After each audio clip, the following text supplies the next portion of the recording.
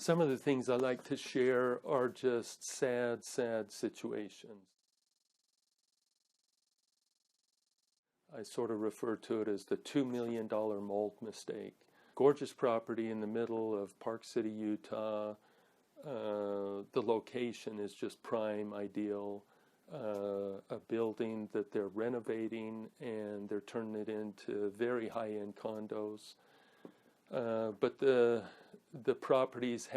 buildings had some history of water damage, has been sitting vacant and the progress or the development of it stalled or halted for a couple of years. So they have one of the nice large deluxe units under contract. The buyer wanted to be sure there wasn't any mold, was aware there had been some history in the building of water damage, had an air test done.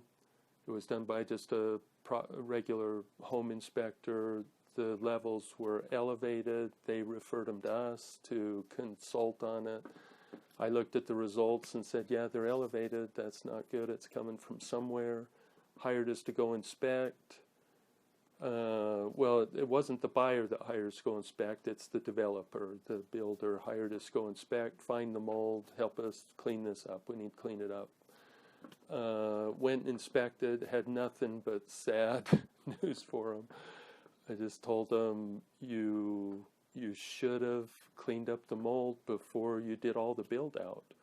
Everything's built, everything's new. If there's any mold in this unit on the third floor, I can't tell you where it's coming from. It's all been covered up.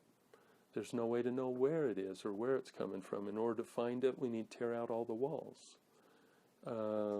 So you screwed up, you did it wrong.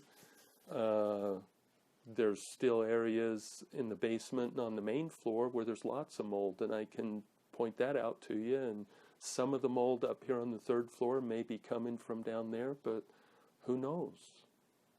Who knows? How do you get clean air sample results on the third floor? Well, you do things right. You remove all the mold from the structure before you start the finish work. And so they may have lost their buyer on this $2 million unit. I don't know the end of the story yet, but they and everybody else needs to respect mold, remove it properly before you start covering it up and investing big dollars that